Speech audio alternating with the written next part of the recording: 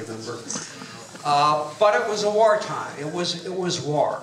Everybody, part of that is demonizing the enemy, and almost all the media were doing that.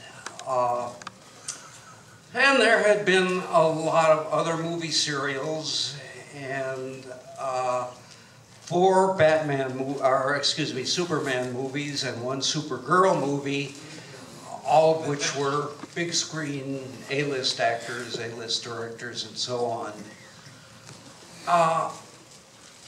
But Tim Burton's version changed it. I think it's because, how many of you have read Malcolm Gladwell's Tipping Point? Well, that's okay. One person is fine. You know, better light one. How many of you read the New York Times review of Malcolm Gladwell's Tipping Point? Anyway, it's Gladwell's contention, and it's accurate, I think, that by degrees, awareness sort of oozes from the hipsters, the intelligentsia, the people who hang out in Soho clubs in Manhattan, and finds a level where the public becomes aware of something.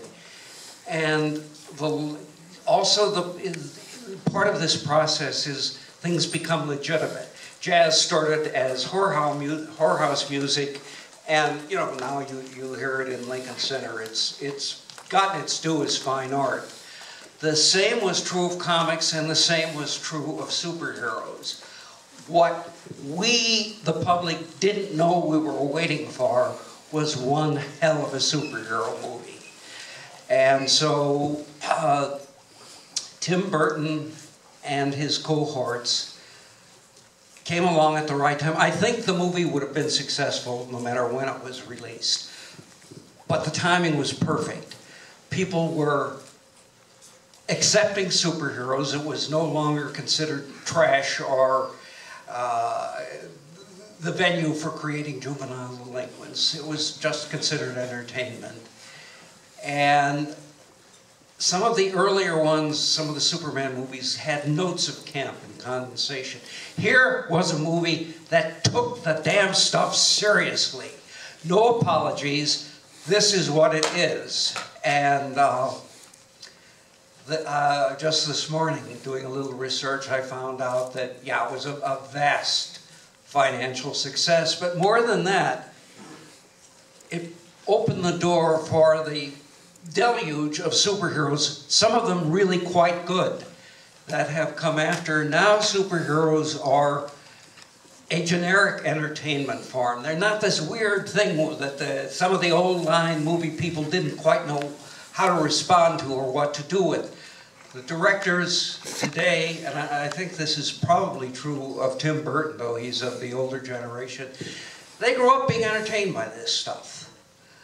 You didn't have to apologize to Christopher Nolan for presenting a Batman movie, for taking his enormous talent and skill and investing that in 3 Batman movies, because, yeah, they grew up with it. It was, to that generation, what Westerns were to me. Just something that was a part of your life, and some of them were good and some of them were bad. My wife thinks that the Hopalong Cassidys were the best. That's just because he looked like her father. It's a very Freudian world we inhabit. But that's something that I'm going to shut up in about 2 sentences, that you should maybe keep in the back of your mind. This is not only a hell of an entertaining movie, it is a movie that changed the game forever. So,